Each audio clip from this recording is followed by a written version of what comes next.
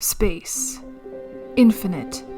Inconquerable. Oftentimes really messy. Wait, what? I'm not talking about that kind of space, I'm talking about this one. What does one do when faced with no motivation, inability to even do anything in this space? Clean? No. We renovate and we make more messes. There was something about this winter and all the internal changing and processing that led me to suddenly want more from my sewing space than just a cluttered mess where I pile all my projects.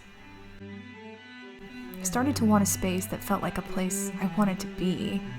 Somewhere cozy, warm, dark, and sophisticated. Like a study lit only by the fireplace, or a library window where I could sew and feel something secure. I wanted to be able to sit and be in the space and really feel at home. I started leaning a lot towards dark academia aesthetic, mixed with the heavy finery of the Renaissance and the deep, comforting swell of a stormy day. I started collecting some items to really give that feel I was after. But before I could decorate, I knew I had to do something about the walls. Nothing in this video is a paid promotion, so just to be clear, but I found this amazing deep blue paint from the brand Clare, and this wallpaper was just not going to go well with that. But apparently the wallpaper did not like this idea, and removing it proved to be very difficult. It took the paint off and part of the drywall with it. There is a villain in this story, and it is definitely the wallpaper. Y'all, this is not peel and stick. I am not okay. You know, it's much better when you get texture because you want it and because it's your choice. Gosh, there's nothing worse than unintentional texture.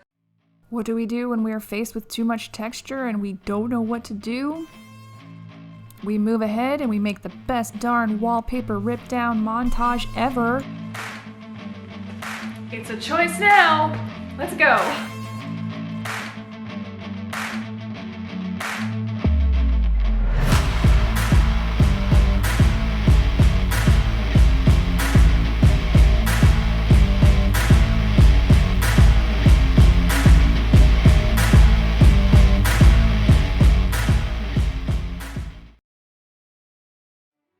After the defeat of the wallpaper demons, I did quite a bit of painting.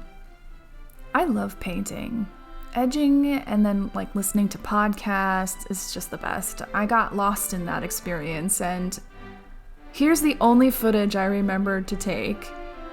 In my pajamas, of course.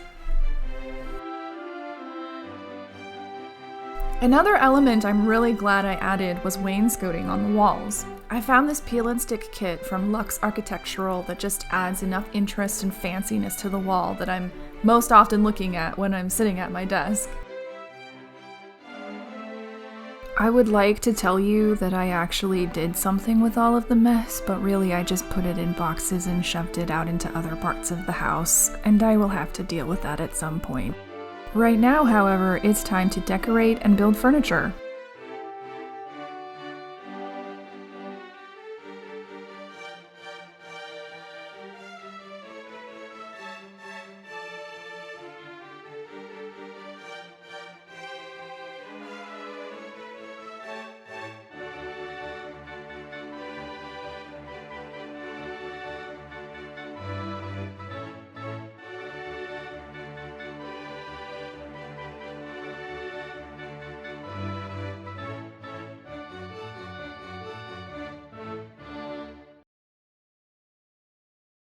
The winter is a dark and contemplative time. And sometimes when we start to emerge from that internal place, we realize that we have changed somehow. Suddenly the space we occupied before doesn't quite fit anymore. Sometimes we have been frozen and stayed for so long, we break free from that by moving things around, changing the way the world looks around us, so we fit a little better. Sometimes the issues are not so much ourselves, but that we just need a space that reflects where we want to go and leave behind the spaces that we once occupied. And sometimes that change happens in the same places, rather than physically leaving. May this spring bring the power to cultivate solitude, peace, and the ability to shape our spaces into what we need them to be.